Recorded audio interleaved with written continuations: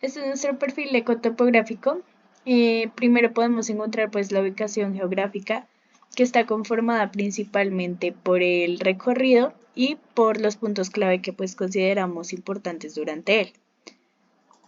Podemos observar los puntos clave de la siguiente forma y pues voy a dar una breve descripción de cada uno de ellos. Digamos, en lo que es el primer punto, encontramos la forma en la que se llenaba el acuífero para proporcionar agua subsuperficial a toda la sabana. También encontramos un ecotono entre cupressus y bosque natural y la presencia de eucalipto, pino y chusque. En cuanto al segundo punto, encontramos una fuerte presencia de bromelias que pues representan una zona húmeda, ya que las bromelias captan agua en el centro gracias a la forma de roseta que poseen. En cuanto al tercer punto, encontramos una gran cantidad de chusque, que es una especie invasora de difícil control, que en este caso, en esta zona, superó pues al retamo espinoso. En cuanto al cuarto punto, tenemos la formación Guadalupe, en la que pudimos evidenciar también pues los estratos que tenían, que estaban de forma vertical y también se encontraban invertidos. Pasando ya pues al quinto punto, aquí pudimos encontrar varios cipreses bastante grandes. Y en el sexto punto encontramos un suelo con bastante musgo. También pues como último punto importante encontramos el noveno punto, que conforma el bosque natural, con bastantes bromelias y con chusque. Aquí al final del recorrido podemos ver la ubicación de las parcelas en las que los dos grupos realizamos pues los muestreos. También como segunda parte que conforma el perfil ecotopográfico, podemos ver el perfil topográfico. Este perfil topográfico pues nos indicó las diferentes altitudes por las que pasamos, siendo la máxima altitud aproximadamente 3.085 metros o 3.080 metros. Estas líneas que podemos observar acá marcan pues también como los puntos más importantes que definimos nosotros pues después de establecer los puntos clave, en los que podemos ver pues suelos poco profundos que lo representa esta primera línea, la segunda que vendría siendo el río Fucha, la tercera que sería la unidad Guadalupe, y el último que sería como la zona en la que más vimos chusque.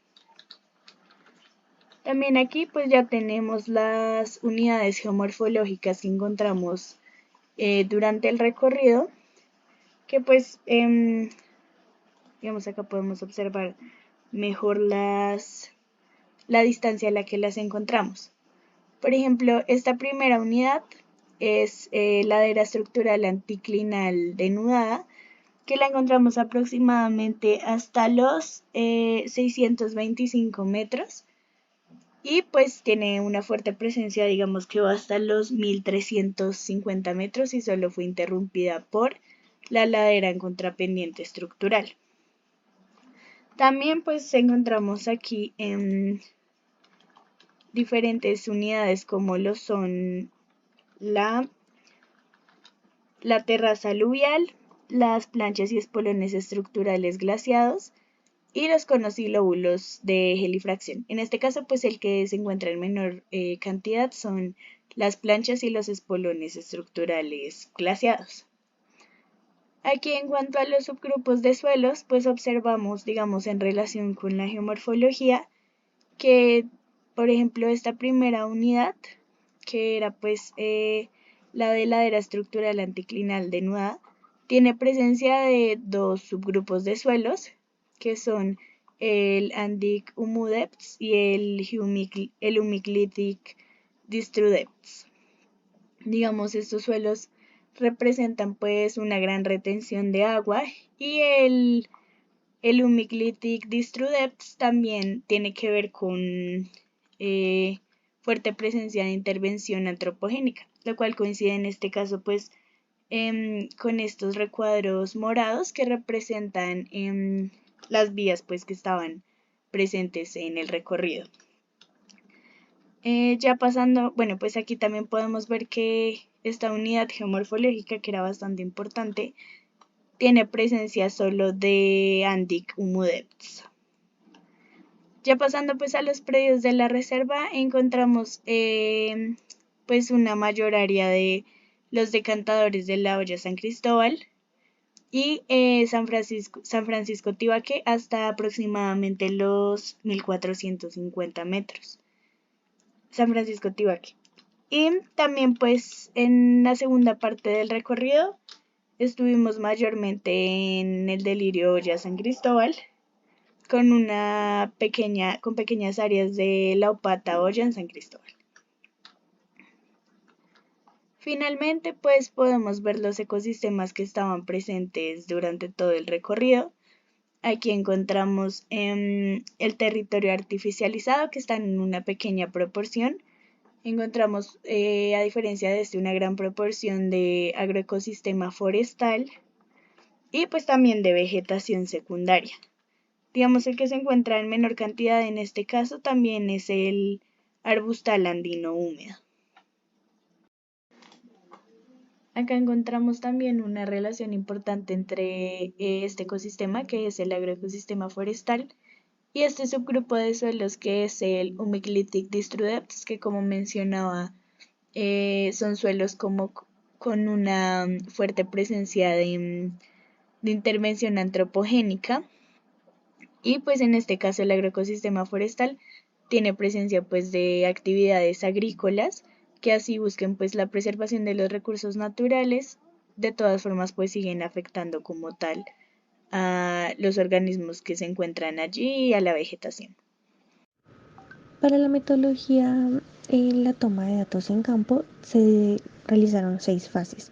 La primera consta de la preparación de los instrumentos, en donde se verificó el buen funcionamiento de los implementos, tanto en medición, como en nuestro caso fue el decámetro, como de ayuda a la accesibilidad al punto de muestreo, que era referente al filo del machete, para asegurar pues la toma de datos sea precisa. La segunda fase es la definición del área de estudio, donde se estableció una parcela circular con un radio de 10 metros en el cual se realizara el muestreo de los árboles. Con ayuda del programado en SAMAPS se logró identificar el punto geográfico central indicado por el docente. La tercera consta de la división de la parcela, ya que en este hicimos transectos radiales equidistantes para facilitar la toma de datos de manera sistemática. Cabe aclarar que durante la práctica realizada solamente se logró tomar los datos para la mitad de la parcela, que fue delimitada por el grupo debido al factor del tiempo que teníamos. La cuarta fase hace referencia a la toma de los datos, en donde se midió el diámetro a la altura del pecho de cada árbol presente en el área delimitada. Posteriormente se registraron el número de especies identificadas, la altura comercial y la altura total de cada individuo. La quinta fase hace referencia a la georreferenciación de los árboles muestreados. Con ayuda de una hoja milimetrada se realizó el distanciamiento entre cada árbol muestreado con desplazamientos en X y en Y. Estas distancias después fueron pasadas a coordenadas partiendo del punto central de la parcela previamente mencionado. Y la última fase es el análisis estadístico, donde se hizo un análisis exploratorio de datos para entender las características y los patrones que pueden estar presentes en el conjunto de datos, a partir de descriptores estadísticos, la visualización de los datos, identificación de outliers, análisis de correlación, distribución espacial y análisis multivariado.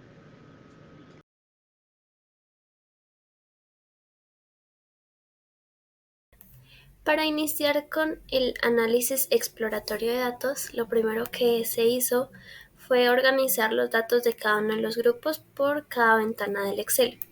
Esto con la finalidad de tener mayor comodidad al momento de trabajar con los datos. Como podemos observar, se hizo una tabla resumen con los valores principales, como lo son datos de mínimo y máximo, media, mediana, desviación estándar y coeficiente de variación para cada una de las variables. Como podemos observar en este primer recuadro y lo que se espera poder analizar con la demás información, es que en este caso el coeficiente de variación es superior al 50%. por lo que podemos decir que el promedio en este caso es representativo de la muestra para el DAP. En cuanto a altura total, el valor es muy pequeño, por lo que la media que tenemos aquí no es representativa del todo. Esto de manera general es lo que se espera hacer con los demás valores. Y como podemos observar aquí en la tabla que sale este tipo de gráfico, es para poder observar el comportamiento de los datos y ver si hay algunos parecidos, como en el caso del 14,16 con este otro. Eso de manera general. En la siguiente ventana de distribución volvemos a tener los datos, la tabla resumen y una tabla por cada una de las variables. En este caso tenemos la de DAP. Para este punto del análisis se usó la regla de Sturges para hallar tanto el número del intervalo como el rango y la diferencia de clases para cada una de las variables. Mencionando aquí el primer ejercicio, los primeros datos, obtuvimos un rango de 6, se hallaron cada una de las frecuencias, absoluta como la de relativa, para cada una de las variables usando la fórmula del Excel, y posteriormente se obtuvieron las gráficas usando el dato de frecuencia absoluta. Como podemos observar en este ejercicio, que se profundizará más adelante en los análisis, las gráficas no tienen un comportamiento del todo normal que se esperaría con la campana, de la siguiente manera, algo más o menos así. En este primer ejercicio ninguno de los datos pues tiene ese comportamiento, debido a que en la naturaleza es muy difícil encontrar ese tipo de homogeneidad con los valores. Hay algunos datos atípicos en la altura comercial, debido a que pues varios grupos no dieron información completa.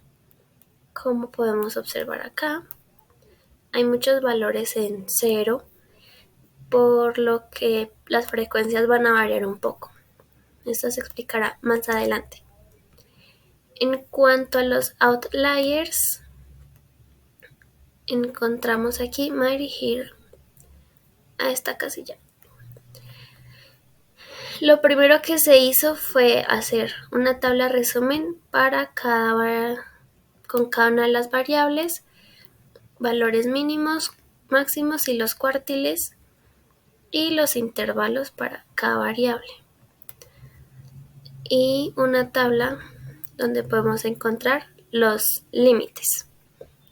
Quise dirigirme aquí para explicar la regla de los límites, ya que como podemos observar en esta tabla, el valor máximo que tenemos acá es de 0,44. Pero si nos dirigimos al límite superior, tiene un valor de 0,41, por lo que el valor máximo es superior a este límite. Y en este caso la regla nos indica pues que tomemos el límite superior como el valor máximo, en este caso del DAP. En cuanto a las gráficas, cada una pues representa el promedio y la desviación de los datos y los puntos mínimos y máximos, como podemos observar. En este caso, por ejemplo, que se puede repetir en algunas de las gráficas, tenemos un valor atípico pues que se sale de los valores mostrados en la gráfica. Eso es más que todo lo que podemos observar de este punto del análisis exploratorio. Y ya como punto final tenemos la puntuación Z, que nos muestra más que todo qué tan alejados están, qué tan alejados tenemos los valores de la media. Por ejemplo, acá en el caso del DAP tenemos varios datos negativos, lo que indica que están alejados del promedio. Pero si miramos más abajo, ya algunos de los datos empiezan a ser positivos, como observamos acá.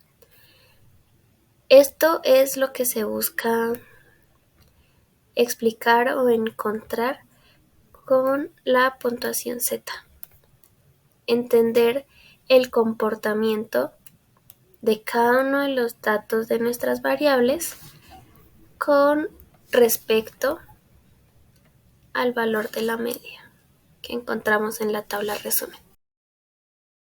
Bueno, antes de comenzar con el análisis ecológico, es necesario dar un contexto del lugar al cual se visitó.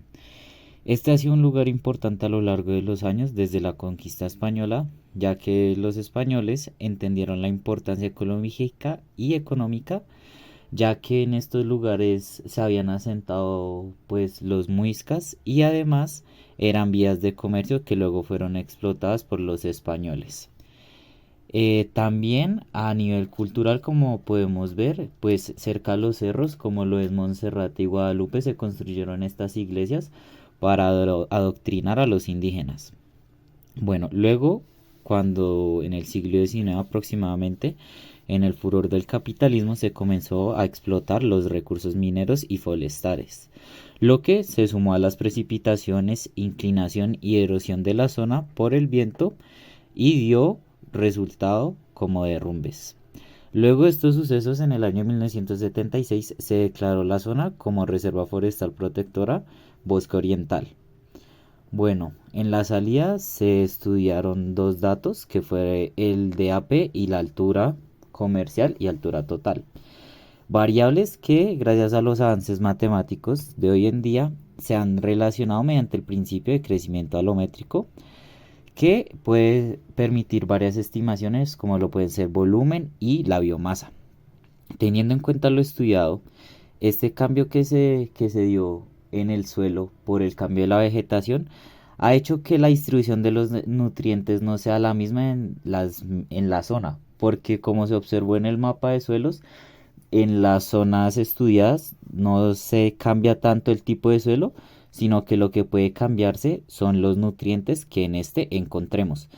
Además, viendo estudios que se han realizado a los cuerpos hídricos cerca y en la reserva, se ha encontrado que por la exceso de agricultura y demás prácticas antropocéntricas se ha contaminado estas aguas y pues ha resultado en problemas tanto para las especies vegetales como los humanos y demás animales.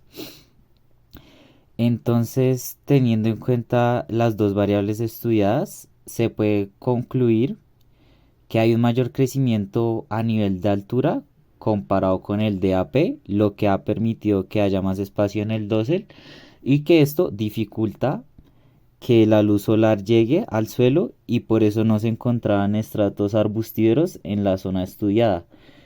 Y esto se puede también a la altura a la que se encuentra la reserva y también la inclinación que dificulta o no la radiación solar durante todo el año. En cuanto al análisis de datos del DAP establecidos en campo, nos da indicios de la variedad de tamaños de los árboles en la reserva visitada. Esto va asociado a la heterogeneidad ambiental, ya que puede presentar diferencias en la calidad del suelo, la disponibilidad de agua o la exposición a la luz solar, haciendo que esta zona albergue una gran diversidad de condiciones ambientales y de especies. También cabe aclarar que hay que tener en cuenta la presencia de una parcela con valores extremadamente altos a comparación de todos los grupos, con un promedio de 48.27 metros. Esto puede ser causado a errores de medición realizados en campo, por ende esta parcela va a alterar el grado de similitud entre las 14 parcelas evaluadas. En todas las parcelas muestreadas se observa una diferencia de altura significativa para los individuos muestrados. Por lo tanto, es posible inferir que se trata de un bosque de estructura discetánea, y asimismo en diferentes estados de sucesión del bosque. Esto puede verse a los distintos procesos de transformación que el desarrollo de la ciudad de Bogotá ha causado a las coberturas de los cerros orientales a lo largo de toda su historia. Podemos encontrar especies de distintas formas de crecimiento y distintas especies que, de acuerdo a la historia natural de la diversidad vegetal, han sido introducidas, y otras que, aunque en menor cantidad, corresponden a poblaciones de especies nativas que han logrado persistir a partir de dichas presiones antrópicas. Esto puede ser debido por esfuerzos de conservación que hayan tenido lugar en la zona de estudio. También se han desarrollado múltiples teorías en torno al origen, la estructura, la composición y la función de los bosques altoandinos. Encontrar de individuos en distintos grados de crecimiento indican que existen dinámicas en el interior del bosque que posibilitan u obstruyen el establecimiento de algunas u otras especies. Inicialmente se puede hablar de la teoría del nicho, entendiendo al nicho como un área o espacio donde se desenvuelve una especie, es decir, que el nicho como propiedad funcional del ambiente determina si una especie puede establecerse o no. También cabe aclarar que el hecho de encontrar una variación tan amplia de los individuos muestreados puede indicar que la competencia por recursos es alta y pues beneficia a las especies con un mayor fitness ecológico. Al tratarse de un sistema dominado por un bosque secundario, como lo indica la historia previamente mencionada, el coeficiente de variación puede explicarse también por las dinámicas al interior del bosque, como la dinámica de claros, que esta establece la estructura del dosel del bosque, donde determina que las condiciones para el crecimiento de especies jóvenes sean adversas o beneficiosas.